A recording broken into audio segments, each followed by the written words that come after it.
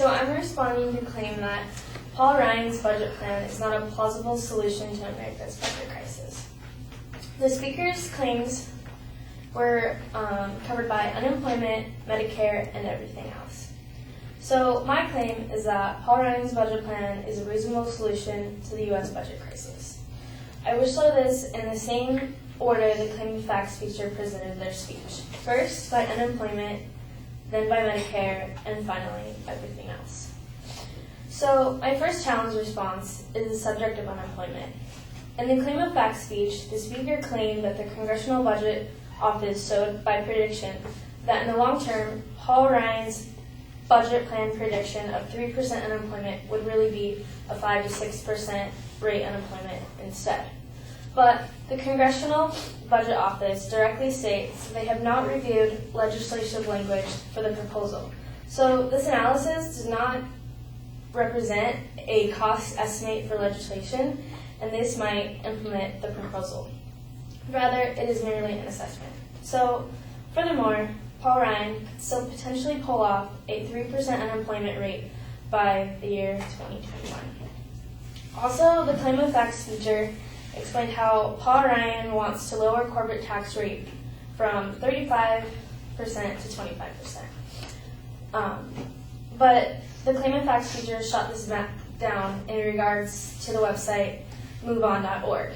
The site shows that how corporations don't pay their taxes. But how reliable is this website, moveon.org? And the site only shows that 10 corporations don't pay taxes. But how relevant is that? Because for one, it is illegal not to pay your taxes. And two, there are many more corporations in the U.S. than merely 10. So this is showing how Paul Ryan's solution could be effective. My second supporting challenge is over Medicare.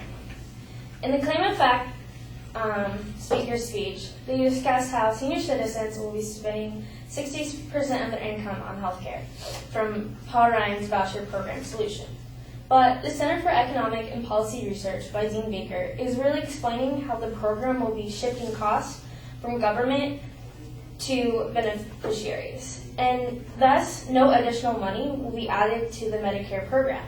So, furthermore, citizens will not be spending 60% of their income on health care. My last supporting challenging topic is what was explained by the claim of facts feature as everything else. Everything else is really the category of discretionary spending. The claim of facts feature noted that Paul Ryan left no time for the subject, but really, according to Republicans, Roadmap Budget.gov, Paul Ryan included reforms for job training programs, Social Security, defense spending, non-defense spending, interest, government spending cutbacks, and other excess spendings the U.S. spends. Therefore, Paul Ryan did make solutions for more budget problems than what the claim of facts feature claimed. So Paul Ryan did create a reasonable plan for the budget crisis.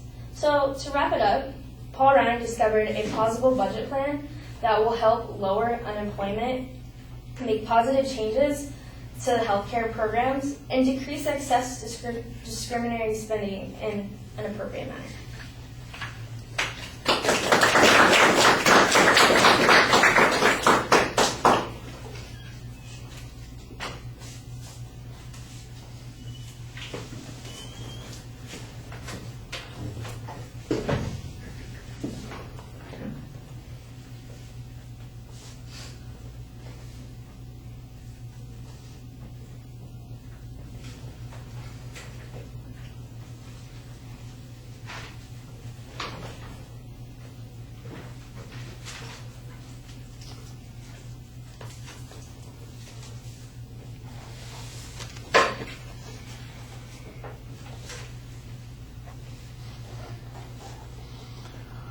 All right, well, you label the main and the secondary claims pretty clearly, so it's going to be easy for us to follow, and as you get to each of those points, you do an okay job signposting it. Your challenge on the CBO estimate I thought was a little bit indirect, and it's not clear how the assumptions work either in favor of the advocate's point of view or in favor of your point of view. I really thought that it was left ambiguous as a consequence, and ambiguity might be a good place for an argument if we were in a policy argument, because sometimes people default to whatever the current position is, but we don't really get a discussion of what the alternatives are, and that seems like it might be something that would be relevant at this point. On the tax issue, you have an okay press on the argument about whether or not the examples are really applicable in this situation. I don't know about the press on the source citation because it's limited in the number of options or examples that it gives. It's a reasonable challenge to the warrant that the advocate is presenting, but you don't have any other information on it, and you say, well, it's illegal not to pay your taxes. Well, that's true, but if all these people are exempted from paying taxes because of loopholes, for instance, changing the tax rate for them isn't going to change the loopholes. Is that, in fact, what the Ryan plan does? Because if it does change the availability of loopholes in exchange for changing the tax rate, then that would address the issue much more directly. And I didn't see much analysis on that particular point. On the point concerning the health care costs, in fact, your argument seems like it basically accepts the premise of the advocate's claim. It says total costs aren't going to go up, we're just going to shift them from the government to the beneficiaries, which are the old folks, and that seems to be the thing that everybody is in a dither about on this particular point. So if you are not going to challenge the premise, you should probably minimize the impact that it's going to be. Otherwise, it just seems like you are basically repeating that particular point. On the issue of other cuts, you outlined some potential cuts. None of them is very detailed. I thought you did a nice job talking to the audience and trying to create some relationship with them with your eye contact and with your vocal delivery, but there just needs to be a lot more development of the content of the supporting points to be as convincing as you could be. All right, thank you.